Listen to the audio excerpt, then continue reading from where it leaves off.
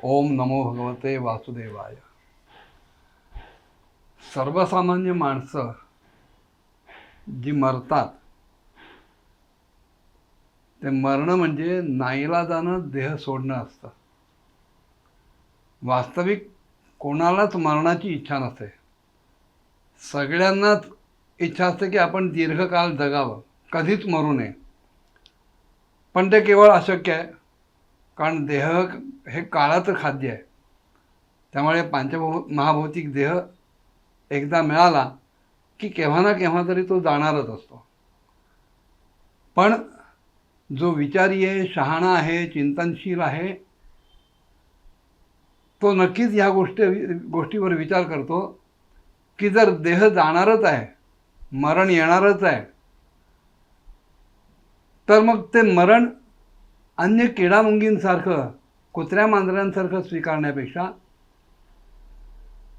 ते मरण जास्त चांगलं कसं येईल, ते मरण सुधारता कसं येईल ह्याच्यासाठी प्रयत्न का करू नये. आणि मरण सुधारणं याचाच अर्थ मरणाक्षणी, मृत्यूच्या क्षणी आपल्या चित्तामध्ये भगवंताचंच नामसंकीर्तन असणं, भगवंताचंच स्मरण असणं. राजा परीक्षित जेव्हा त्याला ती शापवाणी कळली की 7व्या दिवशी तक्षकाच्या दंशामुळं आपला मृत्यू होणार आहे, त्यावेळी तो घाबरला नाही.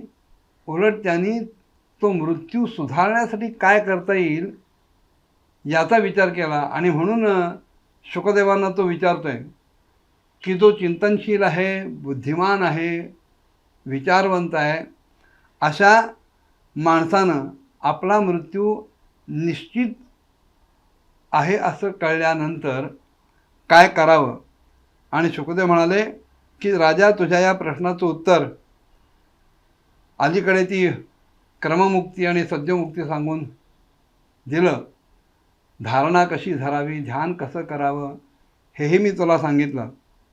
आता सर्वसामान्य माणसांच्या ज्या कामना असतात त्या कामना पूर्ण करण्यासाठी काय करावं ह्याच्याबद्दल मी तुला सांगतो. माणसं नाना प्रकारच्या कामना घेऊन जगत असतात. चित्तामध्ये अनेक वासना उठत असतात. मला घरदार मिळावं, नोकरी मिळावी, पैसा मिळावा, पत्नी मिळावी, मुलं व्हावीत, लोकांनी माझं ऐकावं, लोकांमध्ये माझी वाहवा. अनेक प्रकारच्या कामना, इच्छा, वासना प्रत्येकाच्या अंतःकरणात येत असतात. मग अशा कामना आणि त्या कामना सिद्ध करणारी देवता यांच्याबद्दल आता मी तुला सांगतो. असं म्हणून शुकमामुनी राजाला सांगतायत की ज्याला ब्रह्मतेजाची इच्छा आहे, आपण अतिशय तेजस्वी दिसावं, आकर्षक दिसावं, लोकांच्या नजरा आपल्याकडे पाहण्यामुळं दिपल्या पाहिजेत, असं ब्रह्मतेज ज्याला हवं असेल त्यांनी बृहस्पतीची उपासना करावी. ज्यांना इंद्रियांची विशेष शक्ती हवी असेल की मी बोललेलं खरंच ठरलं पाहिजे, वाणी माझी सिद्ध व्हायला पाहिजे, किंवा मी ज्याच्याकडे बघेन एकतर त्याचं कल्याण व्हायला पाहिजे किंवा अकल्याण व्हायला पाहिजे, प्रत्येक इंद्रियाची विशेष शक्ती आपल्याला मिळावी असं जर वाटत असेल तर त्यांनी इंद्राची उपासना करावी. ज्यांना संततीची अपेक्षा आहे की मला अमुक संख्येमध्ये मुलं व्हावीत, अमुक संख्येमध्ये मुलगे व्हावेत, अमुक संख्येमध्ये मुली व्हाव्यात,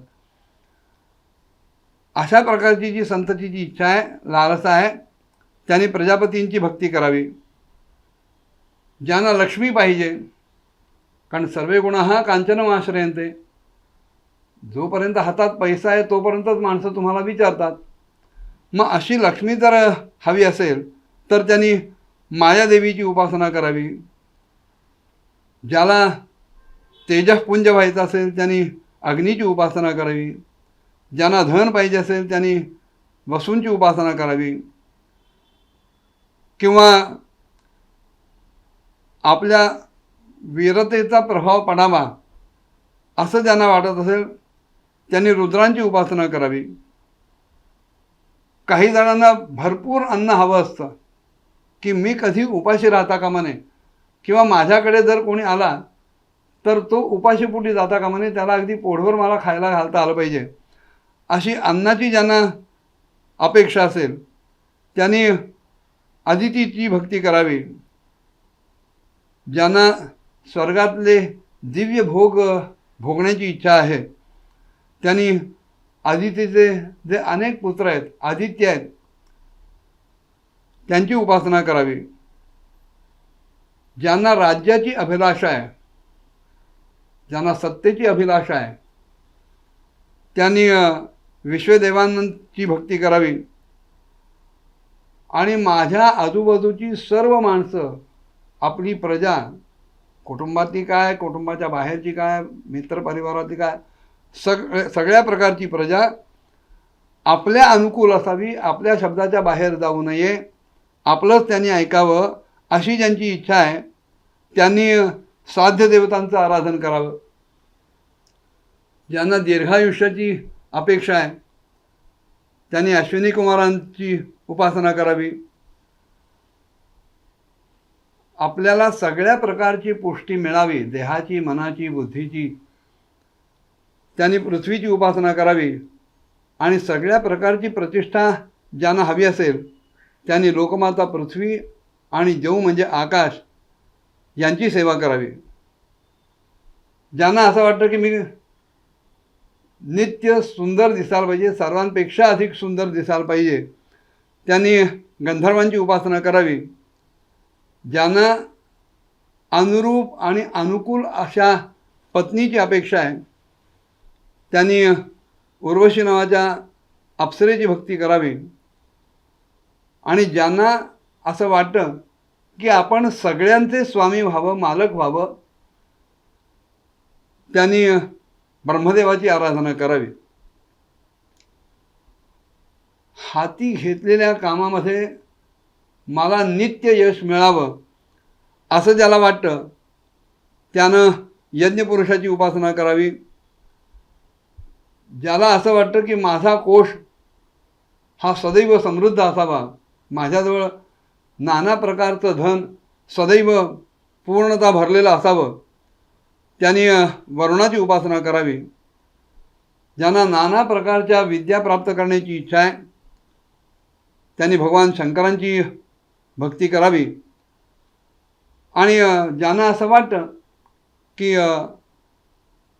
पती पत्नींमध्ये परस्पर आत्यंतिक प्रेम असावं, अत्यंत समंजसपणा असावा, दोघांनी एकमेकांना समजून घ्यावं आणि अत्यंत प्रेमानं राहावं असं ज्यांना वाटतं त्यांनी पार्वती मातेची भक्ती करावी.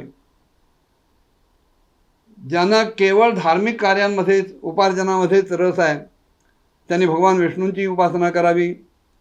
ज्यांना आपल्या दिव्य वंश परंपरा टिकवून ठेवायच्या आहेत, वाढवायच्या आहेत, त्यांनी आपल्या पितरांची उपासना करावी.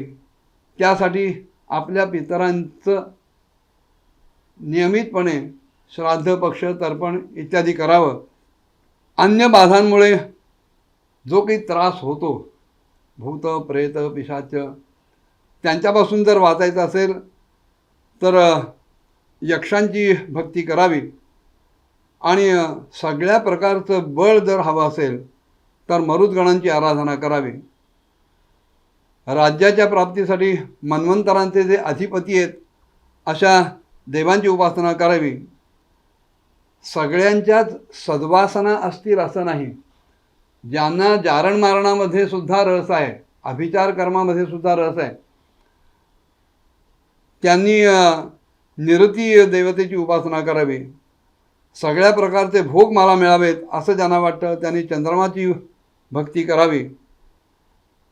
आणि ज्यांना असं वाटतं की माझ्या ठिकाणी कुठल्याही प्रकारची कामना असू नये, सगळ्या कामनांच्या पलीकडे मी जावं, मी निष्काम असावं, निरपेक्ष असावं, निस्संग असावं असं ज्यांना वाटतं त्यांनी परमपुरुषाच्या नारायणाची सदैव भक्ती करावी.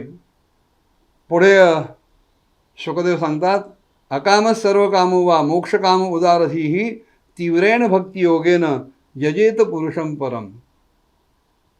जो बुद्धिमान आहे, विचारी आहे, चिंतनशील आहे, तो निष्काम असो, सगळ्या कामनांनी भरलेला असो, युक्त असो, किंवा केवळ मोक्षाचीच कामना करणारा असो, जो जसा असेल त्यांनी मात्र एकच करायला पाहिजे की तीव्र अशा भक्तियोगानं केवळ पुरुषोत्तम भगवंताचीच आराधना करायला पाहिजे. अशी जर आराधना केली तर त्या सगळ्या कामना पूर्ण होतील. ह्याच्यापुढे देवर्षी नारद शुक महामुनींनी राजा परीक्षितीला काय सांगितलं पुढच्या भागात बघूया. ओम नमो भगवते वासुदेवाय.